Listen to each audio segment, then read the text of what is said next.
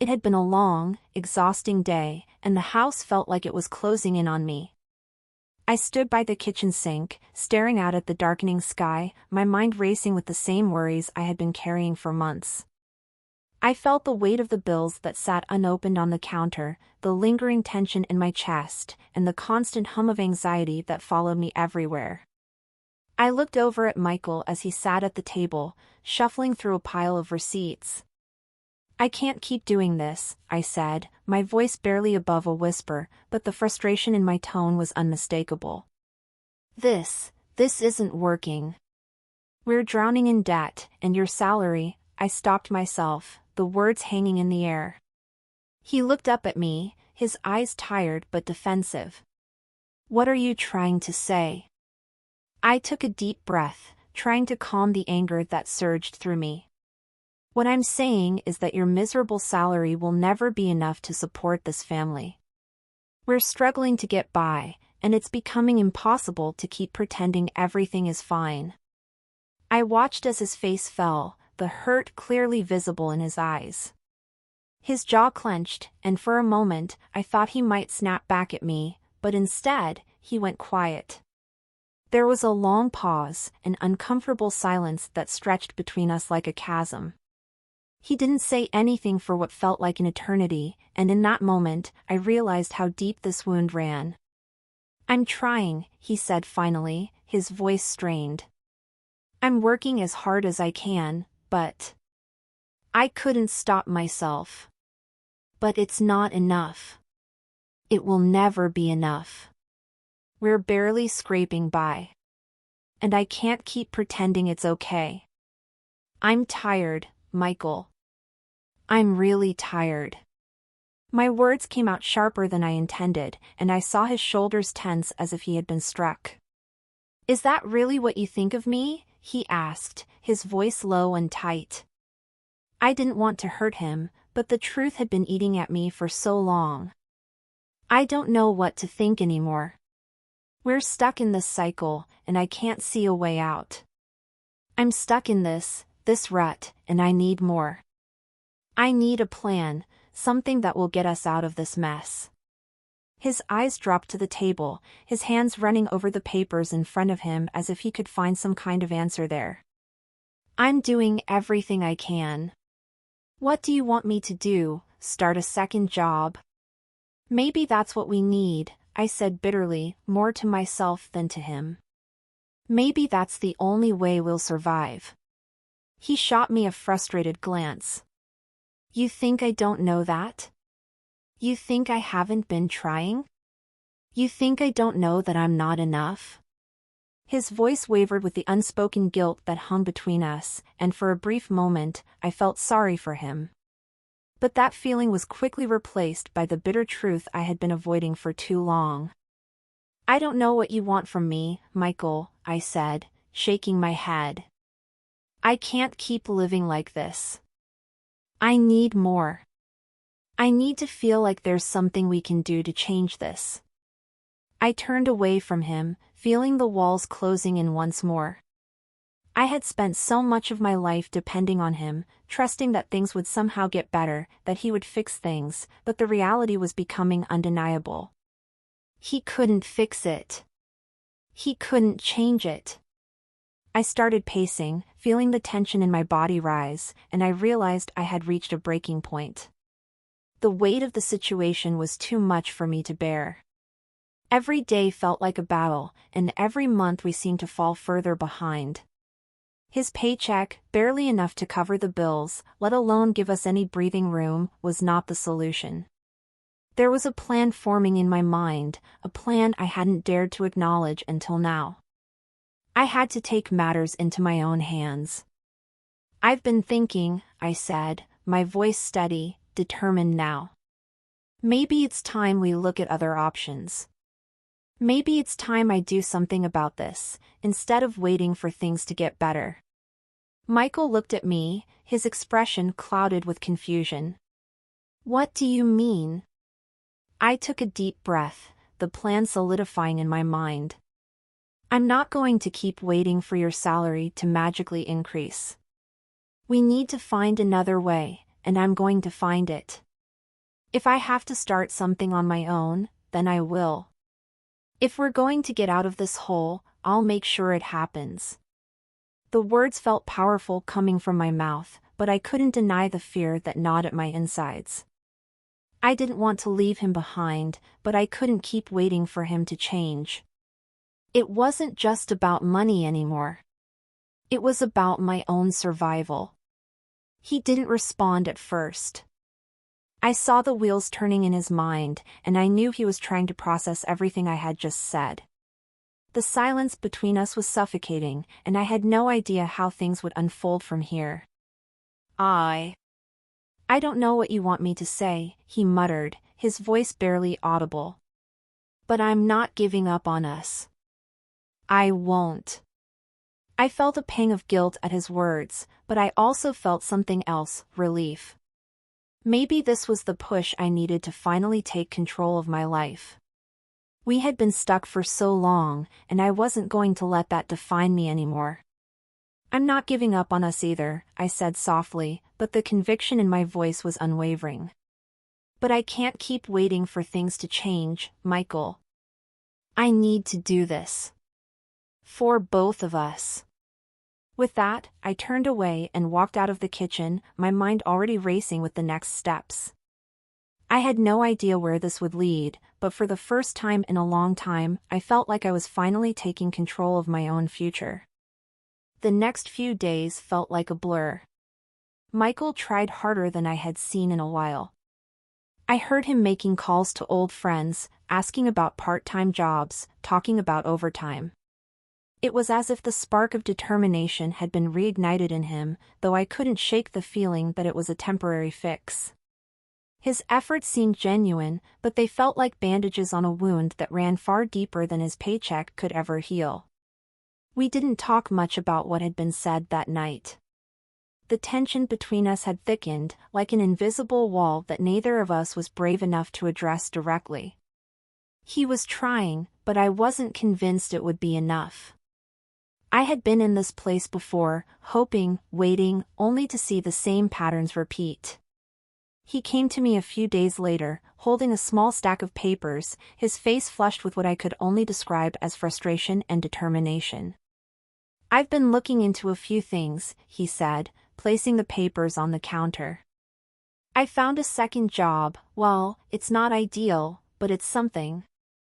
It's a few extra hours a week at a warehouse nearby. Not much, but it'll help. I glanced down at the papers. I could see the determination in his eyes, but I didn't feel the same sense of relief that he clearly expected. It wasn't that I didn't appreciate his effort. I just knew deep down that this wasn't going to change anything. It wasn't going to get us out of the hole we were in. It wasn't going to fix the bigger problem. That's good, I said, my voice flat. I'm glad you're trying. He seemed to expect more enthusiasm from me, but I just couldn't muster it. I had already seen this before, the promises of better days, the fleeting bursts of effort that never led anywhere substantial. It wasn't that I wanted to give up on him. It was that I was tired of depending on things that were never going to happen. I was tired of pretending that more hours and overtime would somehow fix everything. I had to do something. Later that night, when the house was quiet and the kids were asleep, I sat down at the kitchen table, my laptop open in front of me. I started researching. I knew I couldn't keep depending on Michael's salary, even with the second job. There had to be another way. I began exploring business opportunities, trying to find something that would allow me to make money on my own. I thought about all the things I had done in the past, my hobby of crafting, the small projects I'd dabbled in, the passion I had always had for working with my hands. What if I could turn that into something real? Something that could provide for our family, something that didn't rely on Michael's inconsistent income? I spent hours that night, researching, reading, making plans. My mind was alive with ideas. I could see the future, finally, in a way I hadn't been able to before. I could do this. I had to.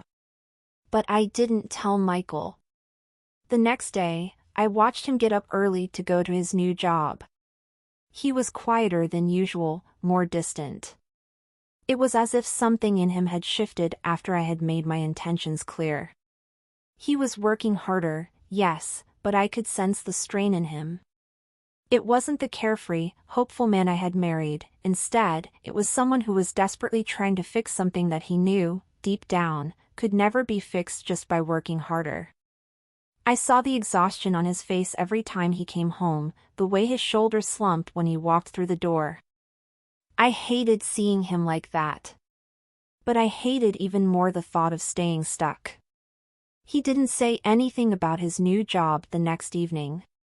Instead, we ate dinner in silence, the weight of the unspoken words hanging between us. Afterward, he grabbed his jacket and headed back out for another shift at the warehouse. I stood in the doorway, watching him leave, wondering if he would ever realize that his efforts, though admirable, weren't enough to fix the bigger issue. That night, I didn't wait up for him. Instead, I sat up late, planning. I started drafting a business plan for what I wanted to do. It was a small idea, nothing groundbreaking, but it was mine. It would be mine. I didn't need to wait for him to fix things.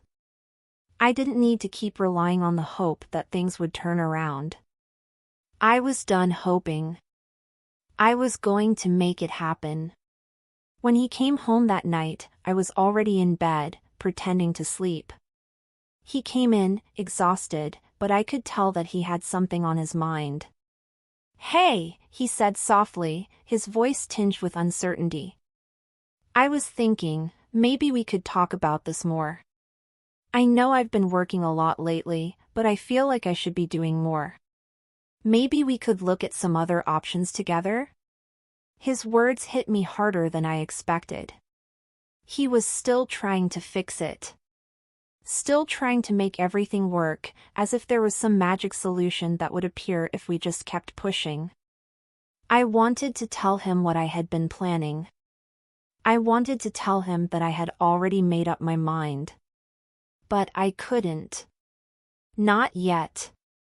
I wasn't ready to face the consequences of what I had started. I wasn't ready to acknowledge that I had already made a decision without him. Instead, I just nodded, offering him a tired smile. "Maybe," I said softly, pretending like I hadn't already taken the first step toward the future. "We'll figure it out." I could hear him sigh softly as he got into bed, the tension in his shoulders still evident. I turned over, facing the wall, and closed my eyes, but my mind was far from sleep. I had already taken the first step without him. And now, there was no going back. The next few weeks felt like a whirlwind. I buried myself in the planning of my new venture, each day more determined than the last. There was no turning back now. I had taken control, and with each step, I felt a strange sense of power I hadn't known I was capable of. But despite the satisfaction of doing something for myself, there was an undercurrent of guilt that I couldn't shake. Michael was still working tirelessly, his second job exhausting him more with each passing day. I saw the weight of his exhaustion in his eyes, the way his shoulders sagged when he came home, the way he barely had energy to engage with me or the kids. I couldn't deny it anymore. I was doing this alone. And maybe, just maybe, I was okay with that. I started small, buying materials for my crafting projects, designing a website, reaching out to potential customers. At first, it felt almost absurd. I wasn't a businesswoman. I wasn't an expert. But I had an idea, and that was enough. I poured everything I had into it. Every evening after the kids were asleep, I sat at the kitchen table, working on designs, writing emails, tracking expenses. I didn't tell Michael everything. I couldn't.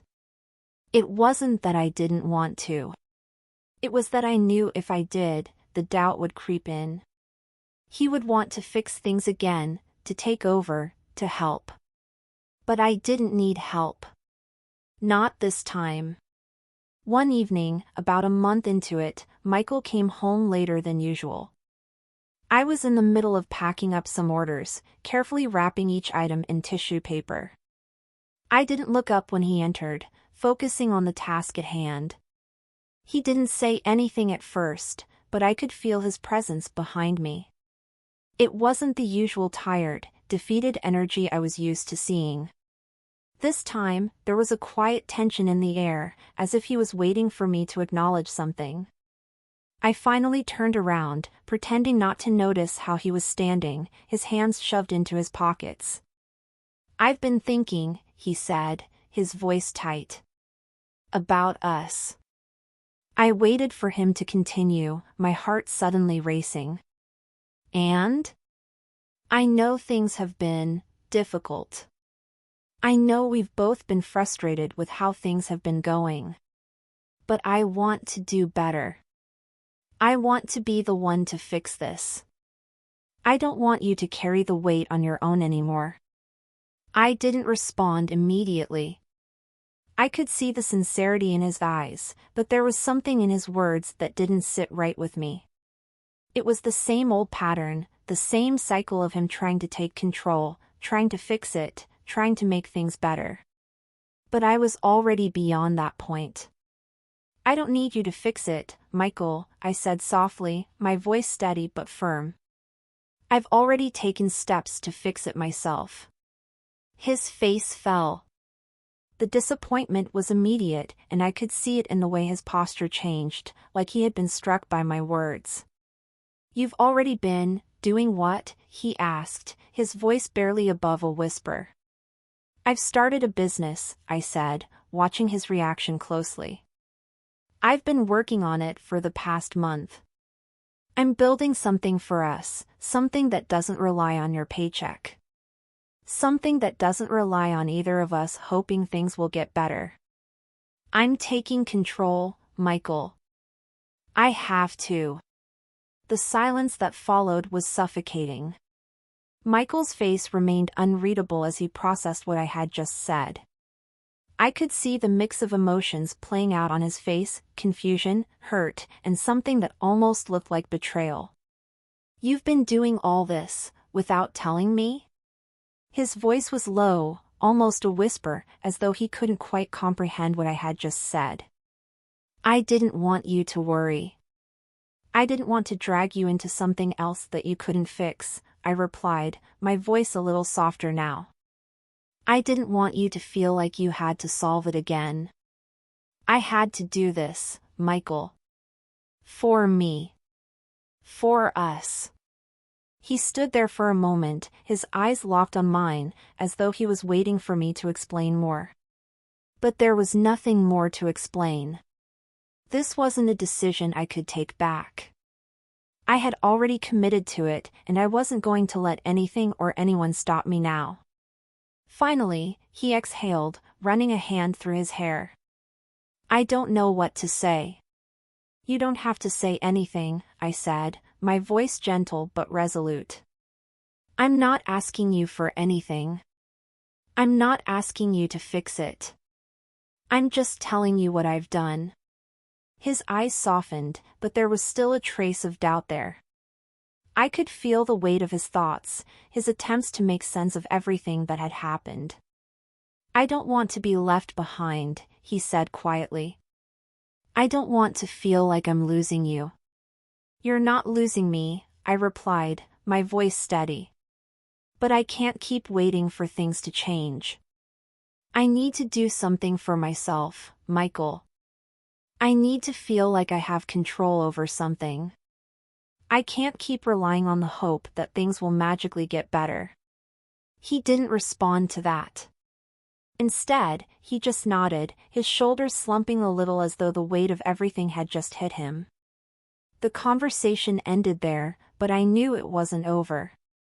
I knew that there were still things left unsaid between us, questions that needed to be answered, feelings that needed to be addressed. But for the first time in a long time, I felt like I was on the right path. I had made the decision to take control of my life, and no matter how much it hurt or how difficult it became, I wasn't going to turn back. The days that followed were filled with the usual hustle, Michael working his 2 jobs, me managing my new business, the kids needing attention. But underneath it all, I felt a strange sense of purpose. I was doing something. And no matter what happened, I knew that it was the first step toward building a future that was mine to control. I didn't know where this path would lead, but I was ready to find out. The weeks that followed felt like a strange new chapter in our lives. Michael and I drifted into a rhythm, though it was an uneasy one. He was working more than ever, and I was finding a sense of purpose in my new business, but there was an unspoken tension between us that grew heavier with each passing day. I couldn't tell if it was the guilt eating away at me or the fear that he was silently resenting me for taking control of our future. I had no answers for him. No easy solution to offer. My business was slowly gaining momentum. I had started getting a few regular customers, and the satisfaction of seeing orders come in, even small ones, was invigorating. It wasn't much yet, but it felt like the start of something that could grow into something bigger, something that didn't rely on Michael's paycheck, or the endless cycle of him hoping for a promotion that never came. I could feel it in the pit of my stomach. This was my future, and it was mine to build. But Michael was still exhausted, still buried under the weight of trying to make ends meet. I could see it in the way his eyes darkened with each passing week, the lines on his face growing deeper, his movements slower, more deliberate. He had always been a hard worker, but I could see that this wasn't just about the hours. This was about him feeling like he was failing. And worse, he was starting to pull away from me. There were nights when he came home, barely able to keep his eyes open, and sat silently at the kitchen table, staring into space. I would ask him about his day, but he would always reply with short answers.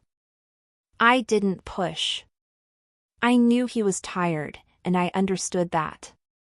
But it was becoming harder and harder to ignore the growing distance between us. One evening, after another long day of work, Michael came home later than usual. He had been gone for almost 14 hours, and I could tell by the way he moved, the way his shoulders sagged, that he was nearing the breaking point. He didn't say much as he walked in, just a brief nod as he passed me. I had just finished packing an order, and I watched him as he moved around the house, barely acknowledging me. I felt the weight of the silence hanging between us. It had been like this for weeks now, this quiet, constant undercurrent of tension. We weren't fighting, but we weren't really communicating either.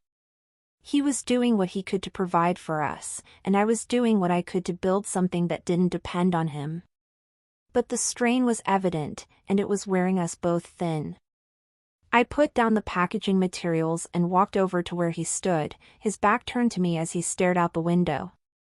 I stood there for a moment, unsure of what to say, unsure if he even wanted to talk. I've been thinking, I said, my voice breaking the silence. About us.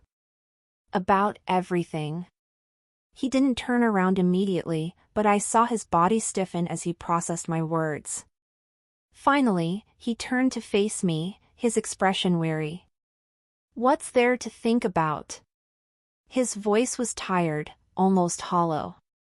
I know things have been different, I began carefully, but I can't keep pretending like everything's fine. I know you've been trying. I see it. But I'm also not going to keep pretending that we can keep living like this. That we can keep hoping things will change just because we want them to. I've been working on my own thing, Michael. And I need you to understand that. His eyes widened, the exhaustion momentarily lifting as confusion took its place. What do you mean, your own thing? My business, I said quietly. I've been working on it. I didn't want to overwhelm you with it, but I can't keep waiting for things to magically get better. I've been doing something for myself.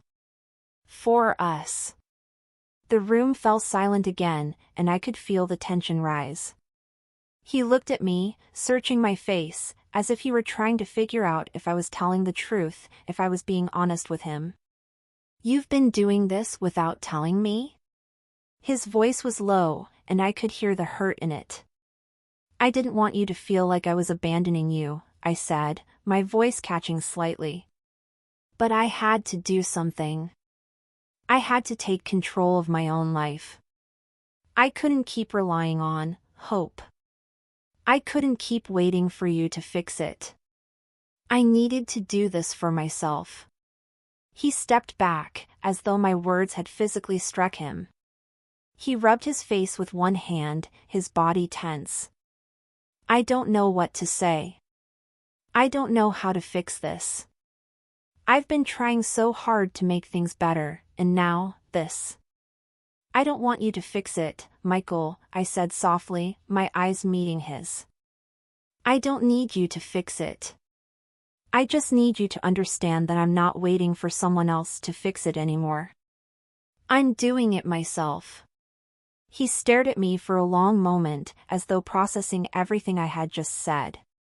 The silence between us felt deafening, but this time, I didn't look away. I wasn't afraid of what would happen if he truly understood. Finally, he let out a heavy sigh. "I get it," he said quietly. "I understand.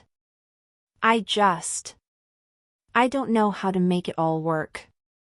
I don't know how to make things right." "You don't have to make everything right," I replied. "But I can't keep carrying the weight of all of this alone. I'm doing my part now. And I need you to trust me." For a long moment, neither of us said anything.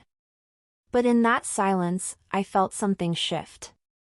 Something fragile, but real. Michael had always been the one who shouldered the burden of our family, always the one trying to fix everything. But now, I had finally started to take that weight off his shoulders. And for the first time, I felt like we were standing on equal ground. The next few weeks weren't easy. There were still nights when we barely spoke, when the weight of everything hung between us. But slowly, things began to change. Michael's second job became less of a strain, and he started talking to me more about his own feelings. He wasn't perfect, and neither was I, but we were learning to understand each other in new ways. I was learning to lean on him, and he was learning to let me carry my own weight. The business started to grow. Slowly but surely, my efforts began to pay off. I had more customers, more orders, and a renewed sense of hope for the future. It wasn't perfect, but it was mine. And that was enough. As the months passed, I realized that I didn't need Michael to fix everything for me. I just needed him to be there. To support me. To trust me. And in return, I learned that he didn't need to carry the weight of everything alone. We had to be partners in this.